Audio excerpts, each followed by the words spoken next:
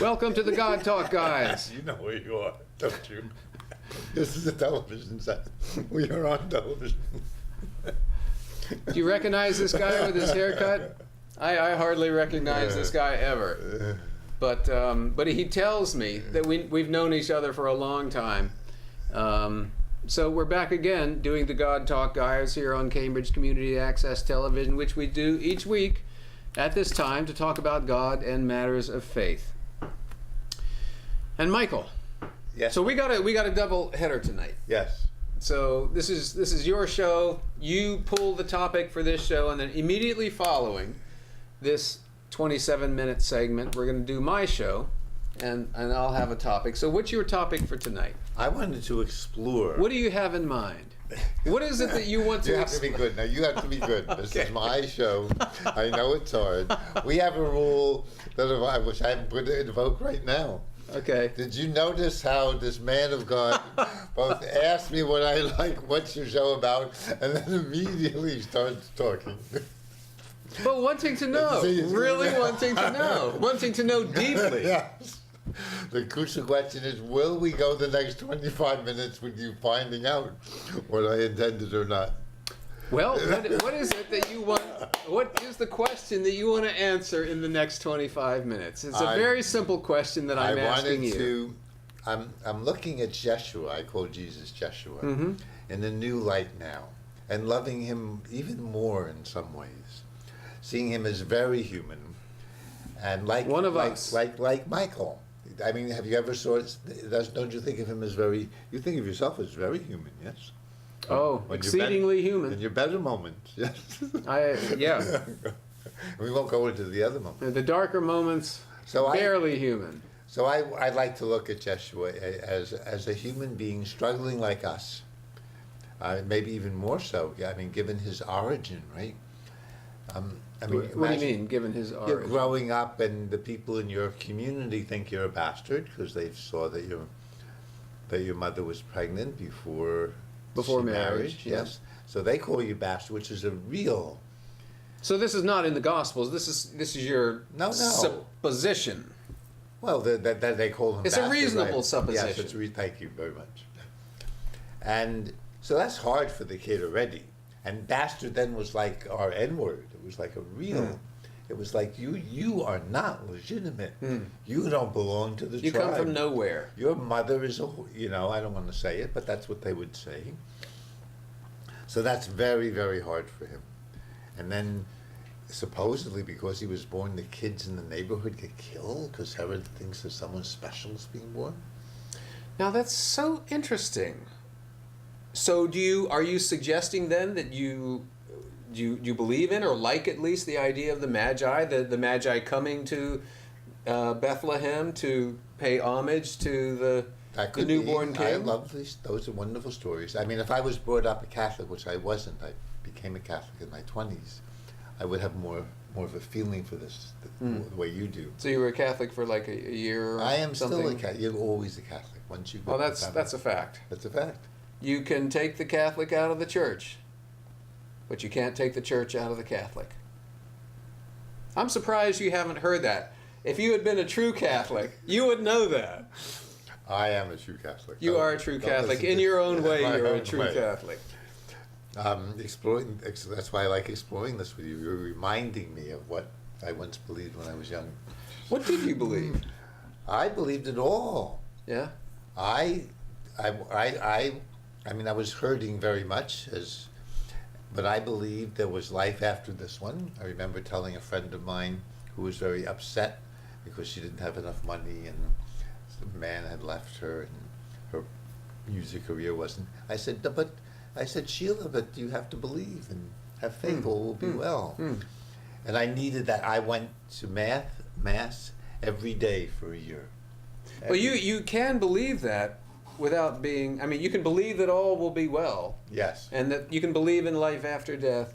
You don't have to be a Catholic to do that. But I'm going to focus because we've already 5 minutes. So I'm going to keep you quiet for a little bit. And then your job is just to help. Is to interrupt occasionally. No, to help further as a good interviewer.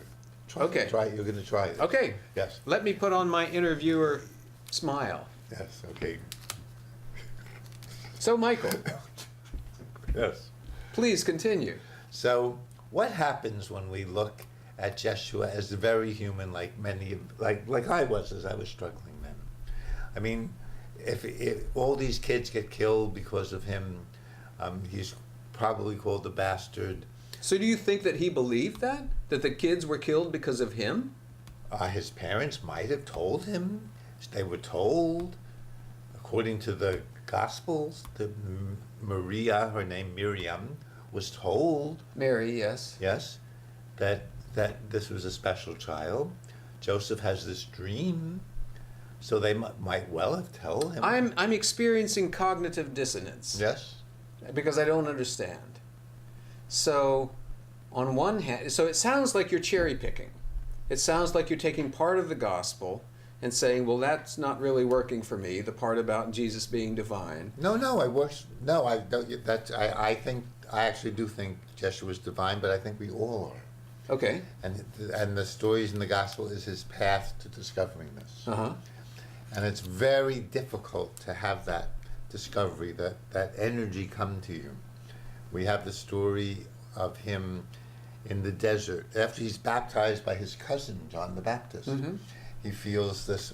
I'm imagining this, but something moves him to go to a desert for 40 days and 40 nights to wilderness and not eat. Well, the Holy Spirit sent him there, according to the gospel. Or something is moving. Yes, something is moving him, or in Hebrew it's ruach hakodesh, which means special wind, actually, or special spirit. Yeah.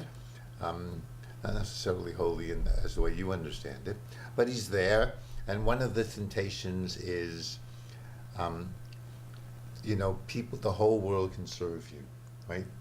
In the gospel it says Satan speaks to him and says, if you follow me, the whole world will serve you. So Satan is personified, but what it sounds like what you're suggesting is that these were thoughts that Jesus was Yes, or having. powerful, or it could have been both thoughts and spirits, that could work together. But I think, as I love Jesus Christ Superstar, I think at the end of his brief career, 3 years. the temptation was too much. At least many years after, when John writes about Jeshua, John says In the Gospel of John. yes, Jeshua says, if you don't, you only can come to the Father through me. And that was, and wanting to be worshipped. And that's a hard temptation, as all of our, modern day gurus, except maybe Gandhi, but others, like Ron Hubbard and others, they can, it's a power very hard to resist when you have that power. But I wanted to look at the things he says on his road to discovering his divinity. And I'm looking at them now in different ways. We talked about it. Blessed are the poor in spirit. And there's great truth in that, but there's also truth in blessed are the large in spirit. And blessed are the poor, it's very wonderful. I worked right near here. Blessed are the large in spirit was not new, was not radical. What Right. Jesus was offering was something radical and not heard of before. Because what he was saying was that you who think that you have no value or have nothing actually have a tremendous amount of value. That's very beautiful too. But some of them are even more extreme, like, if your eye offend thee, pluck it out. Mm-hmm. And so So when was Jesus speaking in metaphor and in parable, and when was he speaking literally? the very interesting thing is he doesn't make this clear to his students. They don't understand him. They don't even understand that he's going to die and be crucified. So I think he had a great deal. I know some people like this. They get so caught up in their metaphors that they're not clear. Everyone who close new friends is like this. Not clear to the people they're even talking with. And I mean, the gospel wants us to think, these are great truths, and his students aren't too smart. But now that I'm looking at him as human, he just has trouble communicating even with the people who love him, which we can identify with. And if with this perspective, if we look at all the things he says and does, we can see, especially with you seeing the beauty of it, the radicalness of being poor in spirit. We can see also the other ways of looking at it and see, here's one poor man, very poor, who's struggling to change his world and making many, many mistakes because he's very wounded. And Who is passing judgment and saying that mistakes? I'm just wondering. I'm just throwing this out there. I think it was. I mean, the very end, when he goes into Jerusalem and we've talked about this, and has his students and other people say, "Here comes the king." Well, did he have them do that, or did they do that? He didn't. I mean, he certainly could have told them not to. He didn't have to keep riding on the donkey. So, I mean, this was a huge political provocation. I mean, Jews were... What you're offering is a beautiful and secular understanding or interpretation of this. Well, no, I like it to be religious, actually. I mean, many prophets... I would like to not have them say the truth, the whole truth, and nothing but the truth. These are men like us who are growing and making mistakes. There's nothing necessarily secular. Religious people make mistakes too. And the more powerful you are, Gandhi said, the three greatest enemies were the British Empire, the strongest empire in the world. I heard two, but so I'm curious to see what the third one is. The Indian people, who he was trying to break free, and then himself was the greatest of them all. Yeah. And I think that was true of Jeshua too, which doesn't take away, it even for me, makes him even more endearing, more special. I mean, if he was this perfect person and didn't make mistakes and knew what was happening and everyone who misunderstood him, that was their fault, okay, I mean, okay, he's perfect. Well, why even praise him if he's made that way? But if he's like you and I, and struggling, making many mistakes, huge mistakes, going into being proclaimed the king of the Jews and not stopping people from doing that, going into the temple and overturning. I mean, these are revolutions. So you have judged these as being mistakes. I mean, but yes, one interpretation. Yes. And it wouldn't take much to go in this direction. One interpretation is that had he not made those mistakes, then Christianity would not become the world dominant religion that it has become. Well, when we look at, we can evaluate that if that's a good thing or not, being that Christianity being the world dominant religion. Nonetheless. Well, I mean, we have dominance from all kinds of people, Hitler and Mao and the Chinese. You know what? Once you say the word Hitler, the discussion is over. It's over. What dominance is not. It's over. The United States is... I'm walking away. Okay. I'll take you pulled the Hitler card. I take it back. I take it back. Somehow Mao is okay and Stalin, I guess. But... you see what I have to live with? Do you see what I deal with week after week? 13 more seconds, 13 more minutes, then it's your show. No, but when we see him this way... What is your point? Okay, let me, if I may, sum up your point. I'm saying that we could, I at least, and other people, could love him and ourselves. I mean, if there's this more, and all the struggles and all the mistakes that religious communities make also are like mistakes that he makes. And we're all struggling to find better ways to make a better world. And if we see Jeshua or anybody, or including God, as this all-perfect being, then we're going to always consider ourselves lacking profoundly. If we're all in this together, leave out God for a moment, Jeshua with us, then we're all, as you and I are, making our way, stumbling through with our own beautiful divinity and beauty. And so we're in a great communion and community with Jeshua. If it's not that, I mean, it seems, forgive me, silly. I mean, Michael, there's this perfect being, and so we have to. I mean, if he's perfect, he didn't do anything special. He's made that way. It's like saying a rock is just you're really amazing. You're so. I mean.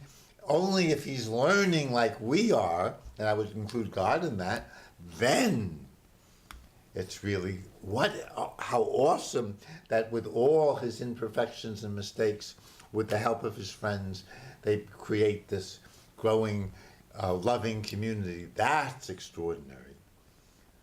And if it's a perfect being, big, doing magic and making this happen, what does that have to do with us and our lives? You want the answer? Yeah, sure. You want the answer to this quest that you've been on your entire life? This is new, though. Thanks to you, the trance has been broken, and I'm beginning to evaluate all the things Jeshua did and said, as on a human level. All of them. Some of them are beautiful. And what you're saying is very beautiful. And who cannot appreciate even you, the humanness? Yeah. That's doctrine. That's doctrine in not only in the Catholic Church, but I think in pretty much all Christian churches. Because they all came because the Nicene Creed. I don't think they do it. The Nicene Creed said. I know. Jesus was perfectly human. Yeah, and perfectly divine. But that perfectly human, they don't make perfectly human beings make many mistakes. Don't know what's happening. Learn as they go, and they don't mean that.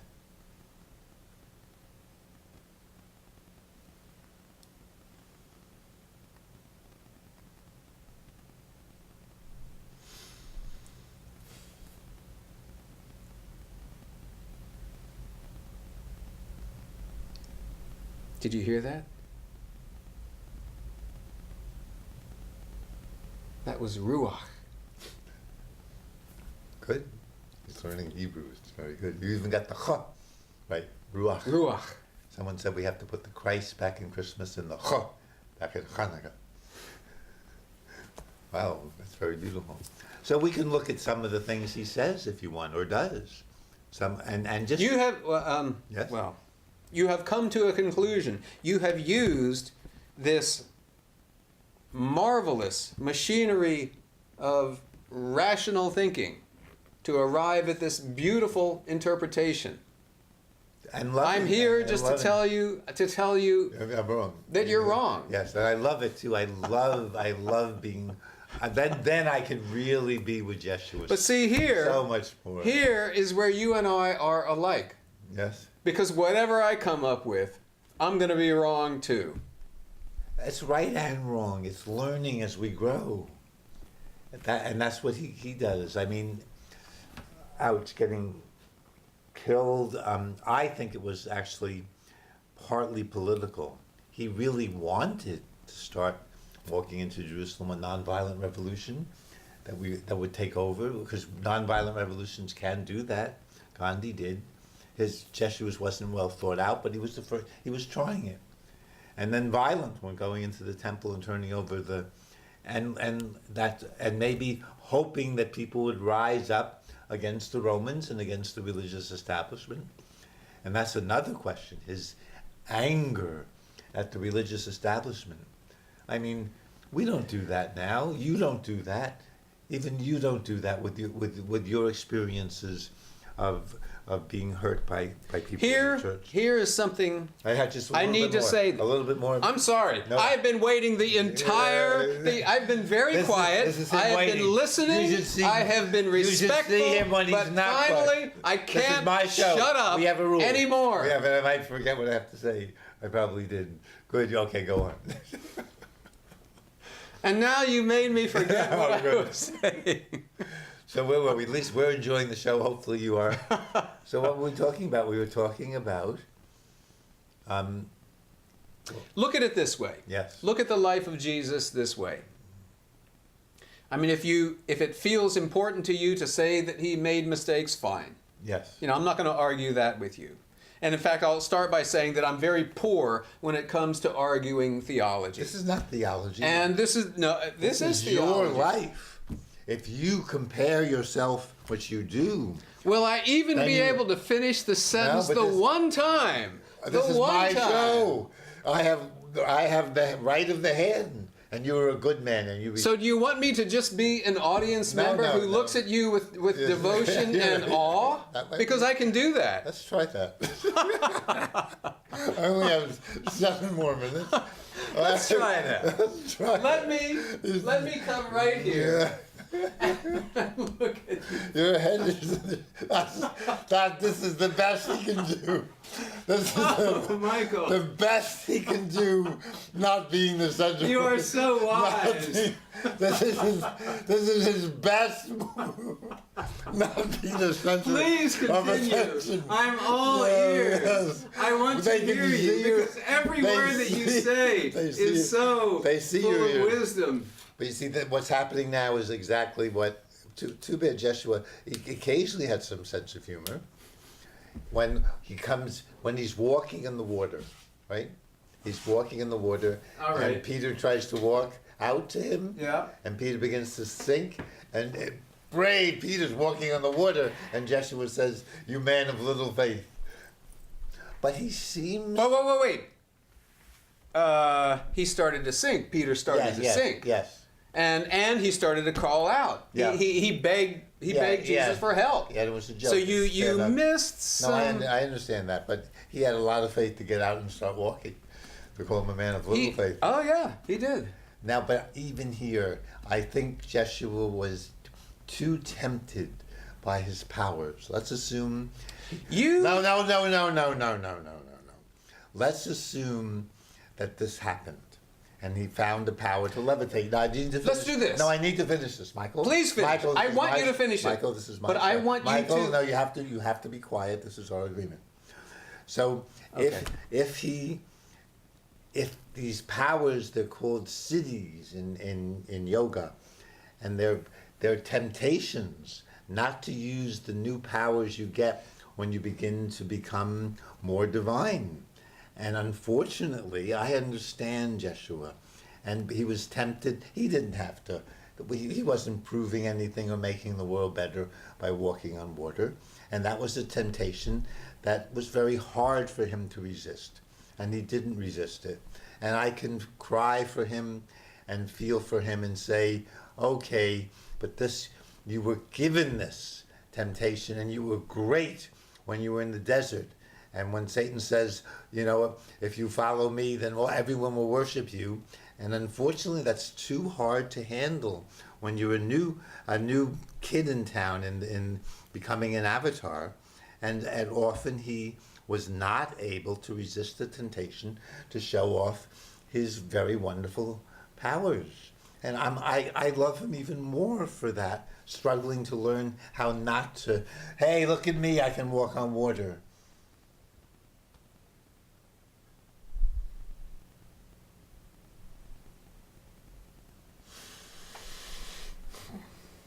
You're welcome to speak if you have anything to say.